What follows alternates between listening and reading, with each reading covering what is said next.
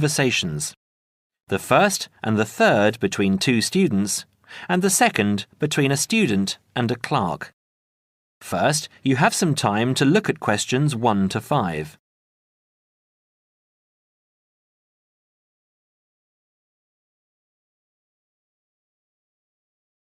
Now we shall begin. You should answer the questions as you listen, because you will not hear the recording a second time. Listen carefully and answer questions 1 to 5. Hi, it's Mike, isn't it?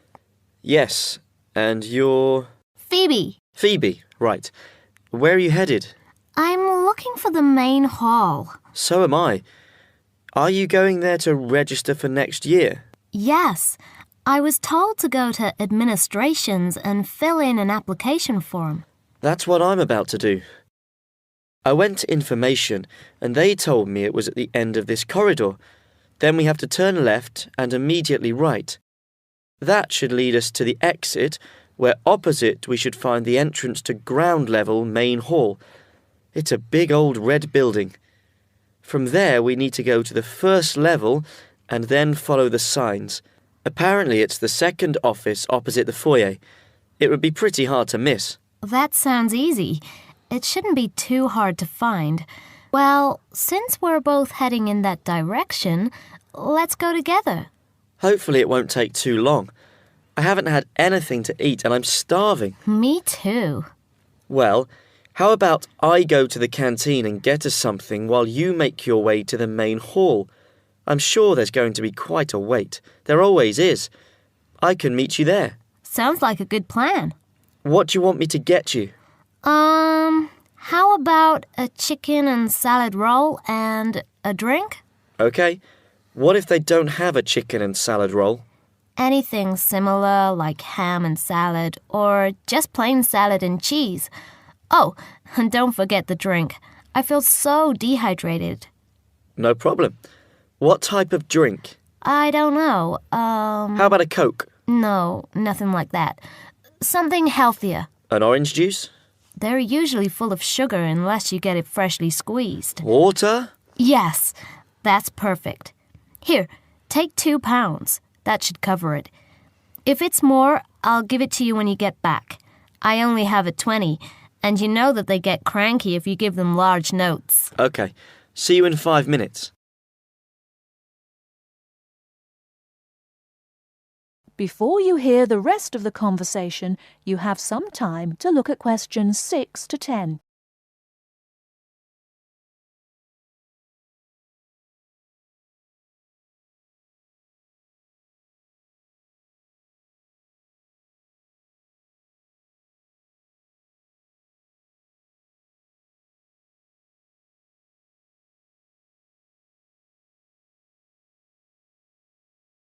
Now listen and answer questions 6 to 10. First year economics. I'll just have to fill out this form for our records. What's your name? Phoebe Payne. Can you spell that for me? Sure. P-H-O-E-B-E-P-A-Y-N-E. Your address? 6 Wainwright Avenue. That's W-A-I-N-R-I-G-H-T, Nottingham. Nottingham. And your phone number? It's not connected yet. I've just moved in. Okay. When you get your phone connected, contact us. I'll just make a note that your phone number is to be advised. I'll do that. What course were you doing? Law? No, economics. First year. First year economics. Yes, that's right. Okay. Take this card across to the economics department and get it stamped. And then you need to come back here to pay your fees. I've made an arrangement to pay in installments. Do you have any documentation verifying that? Yes, I have a statement from administration. Okay, when you return, we'll have a look at it. Thank you very much. Here you are. It was quicker than I thought, but I have to get this card stamped and return here to organize my fees. That's good. It means that I won't have to wait long either. How did you get on? What with? Oh, the food. Well, there wasn't much left, so I got you a cheese and tomato sandwich and water. That's fine. Do I owe you any more? No, I need to give you back £3. But I only gave you 2. Oh, yeah. I thought you gave me a £5. OK, so we're square. So what do I have to do? Go to the desk and give your personal details. Then they'll give you a card that you need to take to your faculty. What's your major? Environmental science. Okay, so you'll have to take the card to the environmental science faculty and get the card stamped, return to administration in the main hall, and organize your fees. And that's it? Yes, that means you're registered. Then we receive a letter with the details of our course where we'll be informed to go to the notice board or online to find out when and where our lectures are. OK. Let's have this bite to eat first. That is the end of part 1. You now have half a minute to check your answers.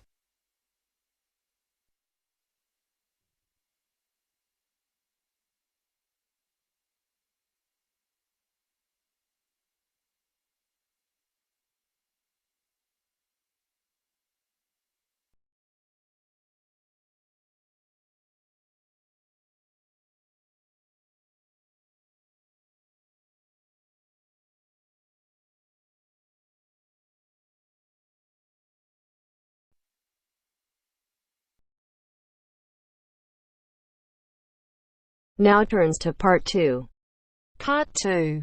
A conversation between Mrs. Lamb, a member of the staff in a large hospital, and Andrew, who is a student in the nursing school. Mrs. Lamb is explaining the rules about visiting hours in the hospital. First, look at questions 11 to 14.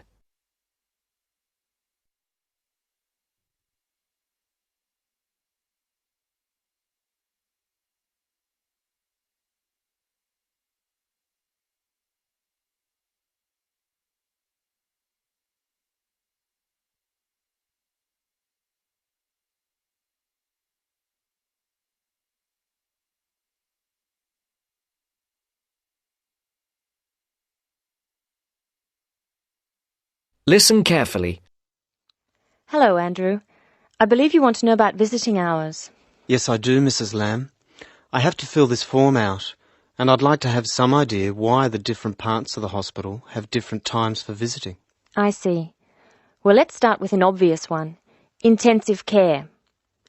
People in intensive care are very sick indeed, and for that reason, we say that visitors can come between 6 a.m. and midnight. I can understand that. At the other end of the scale, our maternity patients are usually quite well, but we restrict their visiting hours from 8 a.m. to 8 p.m. We find they get very tired if we permit visitors all the time. I see. What about the surgical wards? The doctors prefer to do their rounds early in surgical, so visiting hours are 9 a.m. to 9 p.m. Surgical patients are often on very heavy painkillers, and they aren't really very good company for their visitors. But surely the visitors come to cheer up the patient, not the other way round. Of course. And often the visitors are able to help the patient a lot. That's why we allow visitors all day, the full 24 hours in the emergency ward. They help comfort the patient while they're waiting to be diagnosed. Of course, it's not just everyone who can visit a sick patient. People in intensive care can only be visited by their immediate family. What's more, we only allow 2 people in at any time. We let children of the immediate family in to visit people in intensive care, but we don't like to do it. It's very hard on the children, and it may distress the patient. However, if the patient asks for the child, and the family agrees, that's okay. What about children in maternity? Of course we let them in. They're very pleased to see their mothers. The rule in maternity is everyone may visit, up to 6 people at a time. The maternity ward is quite sociable after all. The surgical ward must be different. It is indeed. We don't allow children in the surgical ward because of the danger of infection. And as you know, we restrict the hours. There are a lot of procedures which must be carried out on surgical patients, and we only let 2 visitors come in at a time. And in emergency, people are allowed to visit all the time? Oh yes, we rely on patients' relatives to be there for them, and we permit everyone to visit the emergency department at all hours. However, we restrict it to 3 visitors for each patient. Otherwise, the room just gets totally crowded. Before the broadcast continues, look at questions 15 to 20.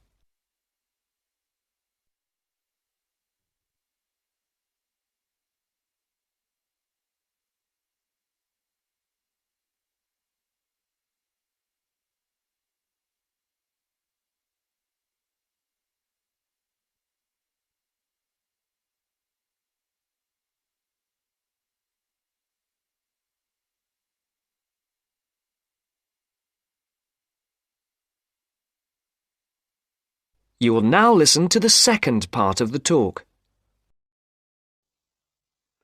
Now I have your schedule for the next week's observation sessions. Are you ready? Yes. Where do I start? On Monday, you'll be in male surgical in the morning and in female surgical in the afternoon. You'll be following Dr. Shea on her rounds. Thank you. And on Tuesday? On Tuesday, you'll be with Dr. Thomas in the morning and Dr. Robertson in the afternoon. No, that can't be right. You're with Dr. Thomas in the afternoon and Dr. Robertson in the morning. Do I ever get to see Dr. Kim?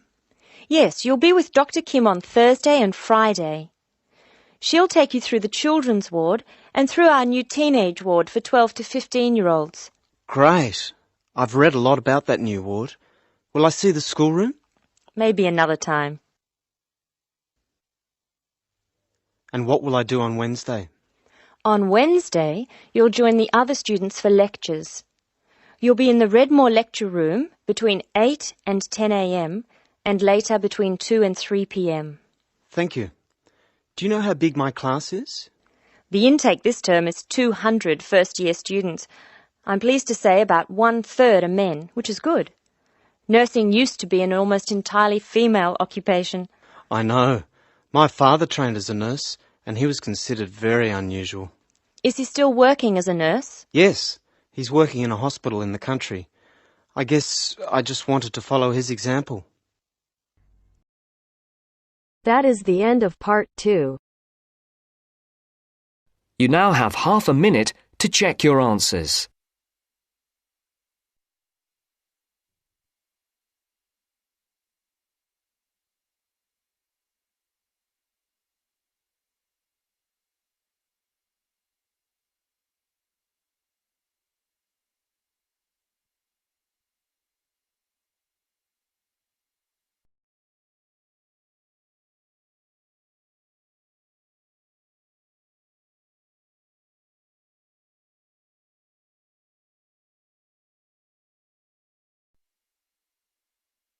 Now turns to part 3. Part 3. You'll hear a discussion between 2 students and their teacher on a planned charity event. First, you have some time to look at questions 21 to 25.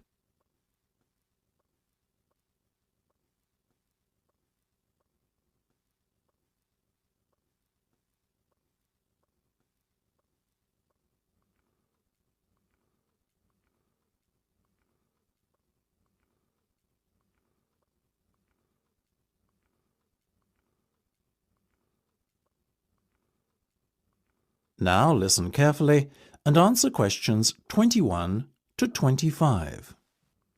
So, are you making any progress with your plans for our annual charity event? I guess first things first. Have you decided what charity it will be in aid of this year? We're thinking about Help the Children Africa, sir. Well, that's Mark's idea, sir. but I myself prefer a local charity called the Meals on Wheels. I'd have to agree with Laura on this one, Mark. After all, we're supposed to be giving back to the local community, and although helping African children is a very worthy cause, it's a little outside our remit. That settles it, I guess. Moving on from the beneficiary question, have you made a decision on what type of event it will be? Yes, we plan on doing something a little different this year. We're calling the event Balloonathon. Basically, we're going to offer balloons for sale to all the students. Balloons? I don't see where you're going with this. Why would they want to buy a balloon? Well, here's the thing. We don't actually give them the balloon. Instead, we'll write their name on it along with the special phone number, and then we'll release all the balloons into the air. When they fall to the ground, if a person finds one and rings a special number, then both he and the student who've bought the balloon will win a gift voucher. That sounds like an excellent idea, guys. Well thought out. This balloonathon has a real novelty value attached to it, don't you think? Exactly what we said, sir. The only drawback is that the gas you put into the balloons is rather expensive. How much? About £20 per canister, and we'll need about 10. And how many balloons are you planning to blow up? Well, there are over 1,000 students in the school, so if even 1/3 of the students buy one, we'd need about 350 balloons. We've decided to order 500 so we don't run out. The good thing is we can return the canisters of gas if we don't use them, and the balloons aren't expensive, so there's no real risk of us spending a lot of money without getting a good return. You two have really thought this one out. I'm impressed. Before you hear the rest of the discussion, you have some time to look at questions 26 to 30.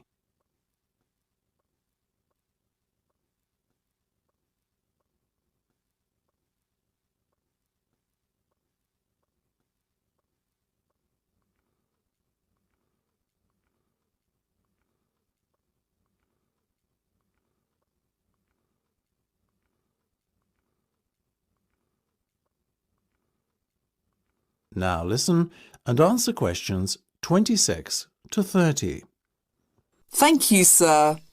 So, how much money do you think we can raise? Well, each balloon costs about 1p, and when it's filled with gas, it's going to cost us about 50 pence. We reckon that if we sell our balloons at a price of £1.50 and we sell all 500 of them, we'll end up making a profit of £1 per balloon. So that's £500 in total. That's fantastic. And it gets better, sir. We've secured a sponsor for our event who's going to give us £1,000. How did you find a sponsor? The balloon company we approached about buying the balloons asked us if we'd be interested in letting them sponsor us too. What's in it for them? They're going to print their logo on every balloon. I think you've done a good deal there. Thank you, sir. So, do we have your approval to confirm our order? Absolutely. But you know, I think we can sell more balloons if we set our minds to it. So why not order double the amount? 1,000 instead of 500. We're going to need more than 10 canisters of gas then. Double the amount, presumably. Correct. OK, let's go for it. Let's make this year's charity event our most successful ever. That is the end of part 3. You now have half a minute to check your answers.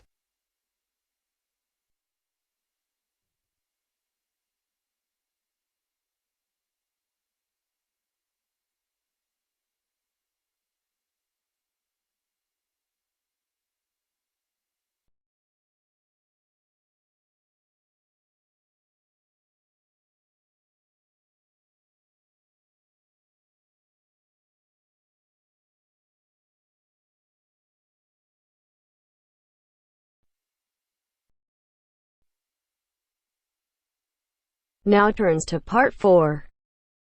Part 4. We're going to hear a talk on wild rice. First, you have some time to look at questions 31 to 40.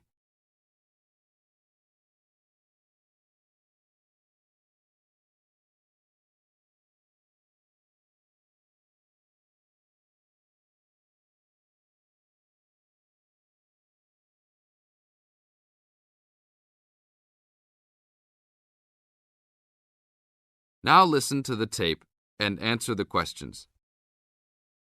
Good morning. Today we'd like to talk about wild rice. Contrary to what many people believe, wild rice is not rice at all, but a grass. Much of it sold in the world today is not even wild, but rather cultivated varieties that do not occur naturally.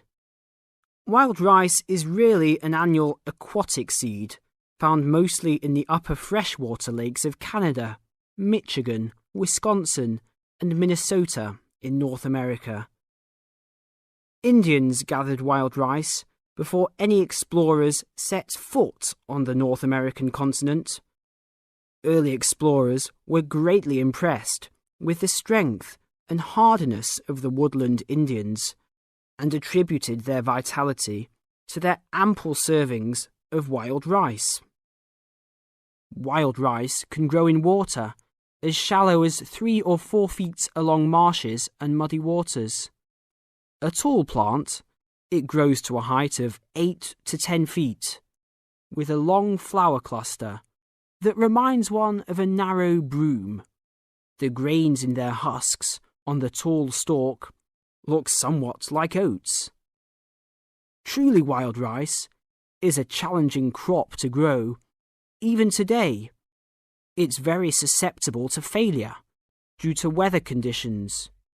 If a heavy windstorm comes along just before harvesting, the seeds can be blown into the water, ruining an entire crop. Harvesting at just the right time becomes a matter of beating the birds to it, since wild rice is considered a delicacy by many birds living in the area. Other challenges include insects, disease, poor drainage, and high waters. If the grains are too green, they are difficult to thresh or beat out of their husks. If left on the plant too long, even a few days too long, they fall off the plant into the water. Airboats have brought about recent improvements in commercial harvesting of the wild rice, while newer techniques for parching, winnowing, and hulling have been a help in saving time and labour. Still, it takes about 3 pounds of grass seed to yield 1 pound of wild rice. Buyers should be aware of 2 types of wild rice, gathered and commercial. Foraged or hand-harvested wild rice is gradually being pushed out of the market by hybrid commercial varieties. Hand-harvested wild rice makes up less than 20% of the market today. Heirloom varieties of this foraged grain still exist. In fact, it is the only heirloom grain sold commercially. However, package labels can be deceiving. Though the label may read Indian harvested or organic, the product may be hybridized wild rice placed in freshwater lakes and gathered by Indians in airboats. Hand-harvested, organic, and from the Great Lakes region is the real thing, with superior flavour and aroma, but it may be difficult to find. Though wild rice is one of the most expensive grains, it goes a long way. Some say that 1 pound of the grain can feed 30 people. To compensate for its high cost, try combining wild rice, half and half, with brown rice. For a truly colourful presentation, try 1/3 of each: white rice, brown rice, and wild rice. That is the end of part 4.